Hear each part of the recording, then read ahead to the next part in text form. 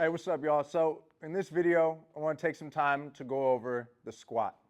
This is one of our foundational movement patterns in all of our programs, and something that 90 to 95% of our members are going to do on a weekly basis. Now, there are certain scenarios where some people just can't squat, right?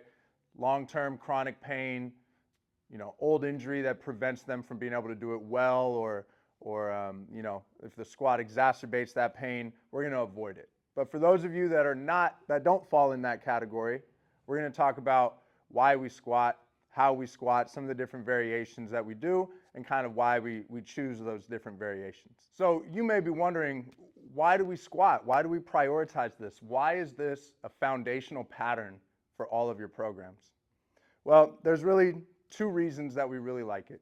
Number one, the squat is a primary lower body strength builder. We can load it heavy relative to each individual, right? Which should elicit a strength building response, or perhaps a hypertrophy response where we're trying to build muscle. But ultimately, the amount of weight that we can add on this is just heavier than what we can on the vast majority of other lower body exercises.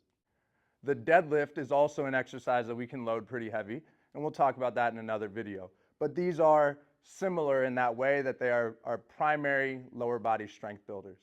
The squat is also a very high quality mobility drill, right? Now that needs to be programmed and executed in a very specific way, but the squat acts to improve our mobility, right? Allowing us to bend our knees deeper, get deeper into our hips, right? And ultimately improve our function outside of the gym.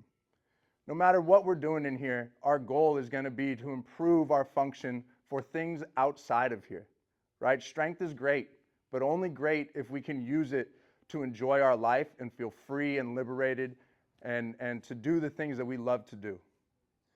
So just like all of our patterns, all of the movement patterns we do in the gym from a strength standpoint, the squat starts with the first fundamental. If you're not familiar with that, stop this video, go check out the first fundamental video on our YouTube channel, where we talk about kind of the three pillars that go into the first fundamental and how that integrates into all of our foundational patterns, right? But we start with that first fundamental as far as getting organized and all of that, right? Now, there's a bunch of different variations of the squats that we do, right? And the first one we teach people is the goblet squat, okay? The goblet squat is where we're holding a kettlebell, a medicine ball, a dumbbell at our chest in front of our body. Now, the reason we like the goblet squat for beginners or people that are just starting out in our program is because holding the weight in front of you like this really allows you to establish a very high quality position through the full range of motion. A lot of people struggle with shifting their weight back into their heels and finding a good center of balance as they get lower and lower into the squat.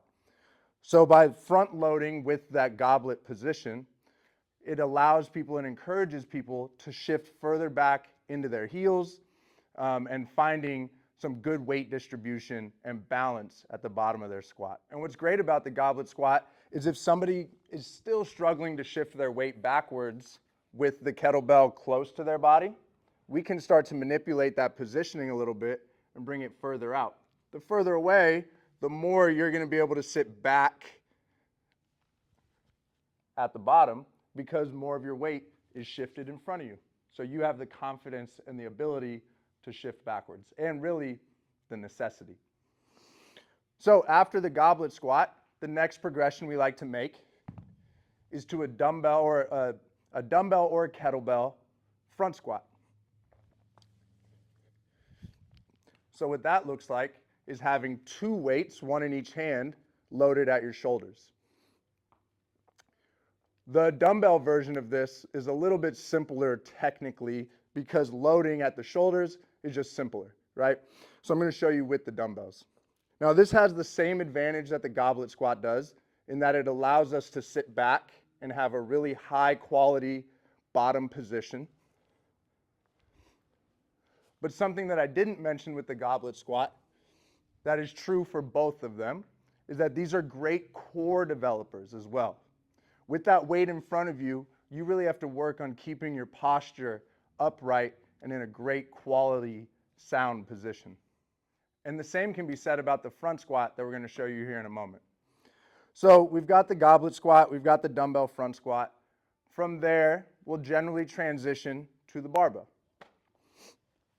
Now, members and athletes, they're going to stay at each of these different variations or progressions initially for at least 3 to 4 weeks, right?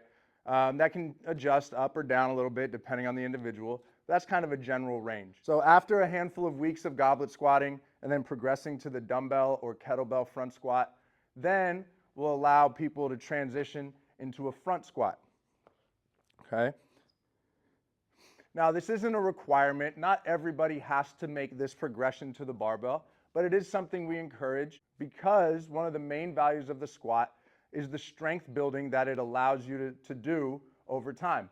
And the front squat is going to allow us to load with heavier weight than the dumbbell front squat or the goblet squat that I already showed you.